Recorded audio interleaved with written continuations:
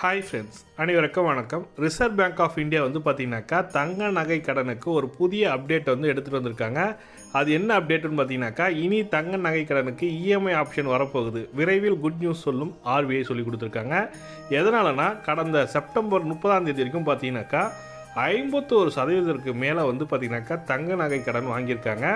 இதில் பெரும்பாலான என்ன காரணத்துக்காக வச்சுருக்காங்கன்னு பார்த்தீங்கன்னாக்கா, தங்க நகை கடன் வைப்பதற்கான காரணம் வந்து பார்த்தீங்கன்னாக்கா, தங்க நகைக்கான மதிப்பு வந்து உயர்ந்து கொண்டே செல்வதனால, அதனோட மதிப்பு உயர்றதுனால மக்கள் வந்து பார்த்தீங்கன்னாக்கா அதிகமாக தங்க நகை கடனை வாங்குகிறாங்க. அதனால் ஆர்பிஐ வந்து பார்த்தீங்கன்னாக்கா என்ன சொல்லியிருக்காங்கன்னா, தங்க நகை கடனை கொடுப்பவர்கள் அவர்கள் மீட்கும் பட்சத்தில் ஒன்றும் பிரச்சனை இல்லை. ஆனால் மீட்க முடியவில்லை. இப்போ வந்து பார்த்தீங்கன்னாக்கா தங்க நகைக்காக வைக்கிறாங்க, ஒரு அமௌண்ட் வச்சு வைக்கிறாங்க, லோனுக்கு வைக்கிறாங்க தங்க நகை கடனில். ஆனால் அவங்க வந்து மூக்குறாங்களான்னு பார்த்தீங்கன்னாக்கா, மீட் எடுக்கிறாங்களான்னு பார்த்தீங்கன்னாக்கா அது மீட் எடுக்க முடியல. அவங்களால அவங்க பொருளாதார சூழ்நிலை காரணமாக தான் தங்க நகை கடனுக்கு போகிறாங்க. அந்த போகும்போது பார்த்தீங்கன்னாக்கா மீட்கும் பட்சத்தில் வந்து பார்த்தீங்கன்னாக்கா அவங்க வந்து பார்த்தீங்கன்னா கட்ட வேண்டிய அமௌண்ட் வந்து பெரிய தொகையாகிடுது. அதுக்கு இன்ட்ரெஸ்ட் எல்லாம் போட்டு வரதுனால கட்ட முடியல. அதனால் ஏலம் விடுறாங்க. ஏலத்தில் வந்து சரியான ப்ராப்பராக ஏலம் விடுறாங்களான்றதே தெரியல. அவங்களுக்குள்ளே அந்தந்த பேங்க்கே வந்து பார்த்தீங்கன்னாக்கா தெரிஞ்சவங்களுக்கு பர்சனலாகவே யூஸ் பண்ணிக்கிறாங்கன்ற மாதிரி ஆர்பிஐ வந்து ஒரு குற்றச்சாட்டு வந்திருக்கு. எக்கனாமி ஆஃப் இந்தியா வந்து பார்த்தீங்கன்னாக்கா இந்த குற்றச்சாட்டை கொடுத்துருக்காங்க ஆர்பிஐ கிட்ட.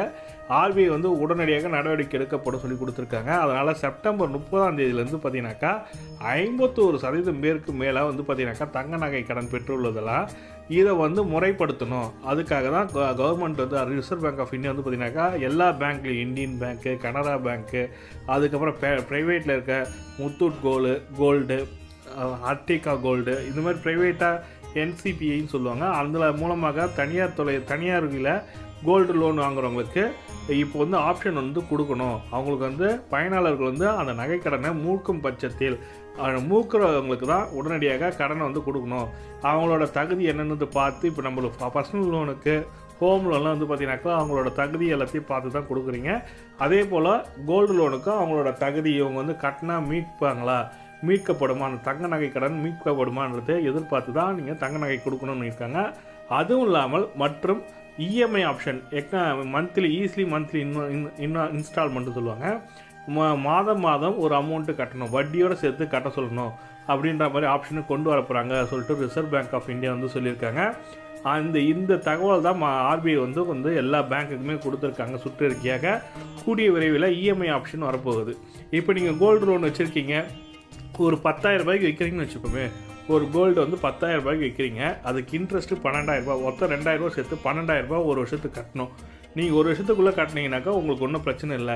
இது ஒரு வருஷத்துக்கு அப்புறம் நீங்கள் கட்டுறீங்கன்னா அதுக்கான இன்ட்ரெஸ்ட் ரேட் அதிகமாக. இப்போ வந்து பார்த்தீங்கன்னாக்கா நீங்கள் எப்போ மூப்பீங்கன்னு கேட்பீங்க. எப்பொழுது உங்களோட நகையை மீட்கப்படும் சொல்லி கேட்பாங்க.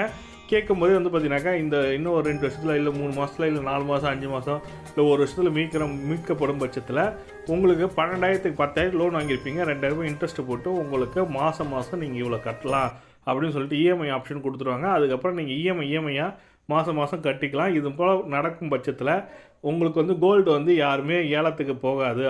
அந்த வாடிக்கையாளரே வந்து நகையை வந்து மீட்டு எடுத்துக்கொள்ளப்படும்.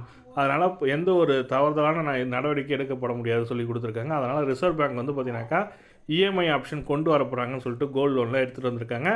இந்த தகவல் தான் உங்களுக்கு ஷேர் பண்ண நினச்சேன். வீடியோ பிடிச்சிருந்தால் லைக் பண்ணுங்கள், கூட சப்ஸ்கிரைப் பண்ணுங்கள். தேங்க்யூ.